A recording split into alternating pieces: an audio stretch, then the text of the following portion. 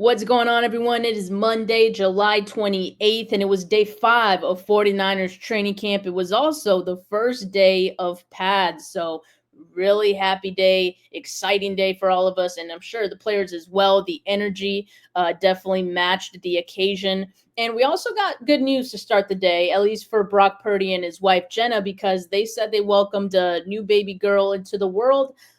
And so now we know why Brock Purdy missed Friday's practice, but he was back on Sunday. He was, of course, not going to miss the first day of pads. He was there today, and he had quite the day today, which I can't wait to get into. But as far as the players who did not participate today, most of them with injury, right? So Renardo Green didn't participate with that hamstring injury. Of course, the 49ers did announce yesterday that they signed cornerback Eli Apple. He was there today wearing number 30. Wide receiver Jacob Cowing with the hamstring injury, also not present. Wide receiver Jawan Jennings, who exited yesterday's practice a little early with the calf injury, he did not participate today. So we'll have to hear from Kyle Shanahan next when Jennings is tracking to come back, but he missed today.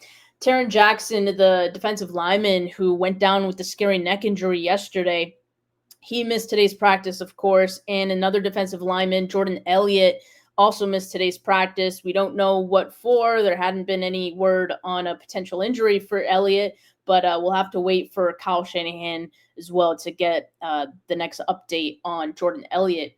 But back to today's practice. So it was also the first time that we got one-on-ones in training camp this year. So that's always an exciting occasion to get the big boys in particular. I mean, they all do one-on-ones, but like for me, seeing the big guys go at it is probably the best part. And because we've been waiting for these guys to get in pads, I hadn't really gotten a good look at the defensive linemen so far. I'd heard good things about Mykel, but I was like, okay, I want to wait till we get them in pads. And I did have a great view today in today's practice, by the way. So that also helped. But as far as the standouts from what I saw in one-on-ones, you had CJ West as a guy who won almost all of his reps. I think there was maybe just one rep that he lost, and it was to Connor Colby, and that was after CJ West had beat him once or twice prior to that. So what you're seeing from CJ West, very active and violent hands. He's winning with power. Robert Saleh said he's like a fire hydrant. I think that's a good way to describe him, but it's a fire hydrant with violent hands. That's CJ West, and he definitely made his presence felt in those one-on-ones. I was definitely impressed with his performance there. Then he had Mykel Williams, who was winning with length. I think that's the first thing that kind of catches guys off guard with Mykel, and he's using it to his advantage. That first hands, or the first set of hands that he gets on guys, kind of helps him win reps right out of the gate. That was hard to say, but Dominic Pooney as well looked great in one-on-ones. Like he was a wall. I mean, it doesn't look so far from if one-on-ones were any indication, first day of pads, that Dominic Pooney is not going to be the victim of a sophomore slump. I think he looked pretty good, and Sam O got some wins during one-on-one as well, winning quickly. I think he's going to be a nice depth for edge as they rotate some of those guys right throughout the season. So he's looked improved to me. So that's something exciting. So the defensive linemen, for the most part, got a number of wins today, and you're seeing some good things from the rookies. So I think that's a great sign. As far as standout from team period, you had Nick Bosa, who seemed to be everywhere. Like he had several would-be sacks. He had a ton of pressure, some run stops mixed in as well. He was just a handful for at times Trent Williams and other times Colton McKivitz. He was also, working on some stunts, rushing from the inside as well. So Robert Saleh mixing some things up a little bit in today's practice. You love to see it. Mykel Williams also part of that experimentation. There was one particular play, me and Brad saw that it was Bosa, Mykel next to him rushing from the inside, and then he had Huff on the other side. So I forgot who was the other guy in the middle. I think it was Givens, and so I think that's part of their like NASCAR package that they'll have this year. And then they ran a stunt off of that, off of those guys. So really impressive. I'm pretty sure that play was a win for the defense during team period, and so it's great to see Mykel getting to cut his teeth going up against Trent Williams in camp. Like it almost felt like they wanted to keep Mykel right over Trent just to see how he would do, just to get him that experience. And well, I do have to say there were some times right off the snap that Mykel was getting Trent off of balance. There were two plays in particular that I saw Trent like lose his footing first. He regained footing, of course, because he's Trent freaking Williams and he can he can recover. But that was impressive by Mykel just getting Trent. I have to think that a lot of maybe most offensive linemen or tackles aren't going to be able to recover as well as Trent did. So that gives me a good feeling that Mykel is going to be doing just fine in the league if today was any indication. Again, first day of pads, that's a pretty good test, and he seemed to pass pretty well. He also got some run stops today.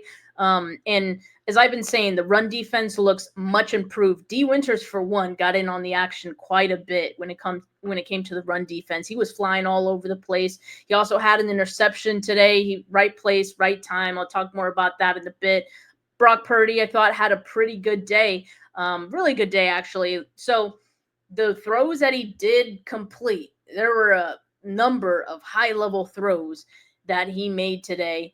And there was one off of his back foot to Christian McCaffrey on the sideline. There was one where Bosa was coming up to him on a pressure, and he finds Juice 20 yards or so downfield.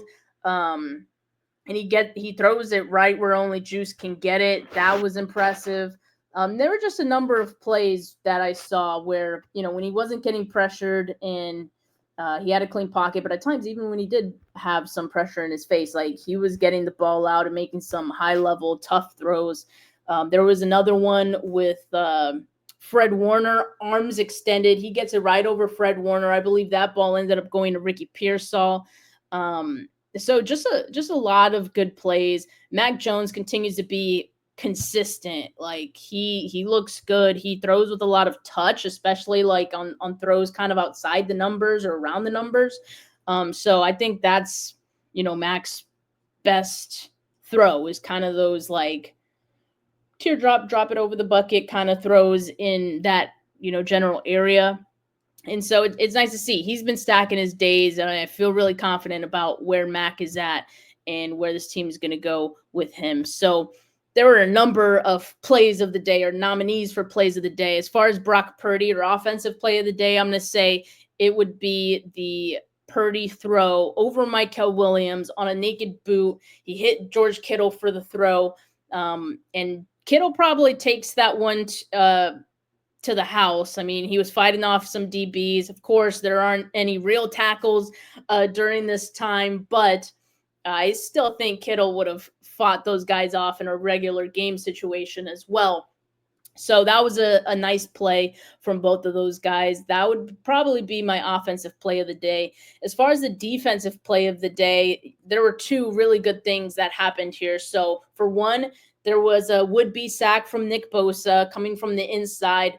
Ball was thrown into traffic. I believe it was Purdy who threw this. It was thrown into a tight window. The ball kind of popped in the air off of Jason Pinnock, who was there, again, very crowded, and landed in the waiting arms of D Winters, who got the interception there. So great suffocating play from the defense there, I would say, headlined by, of course, Nick Bosa, and then D Winters getting the cleanup interception there. As far as guys who are stacking their days, you got Mykel, you got D Winters, you got Russell Gage, Upton Stout on part of the Hive, Jacob Robinson, the undrafted free agent, continue to make plays today. So he's stacking his days.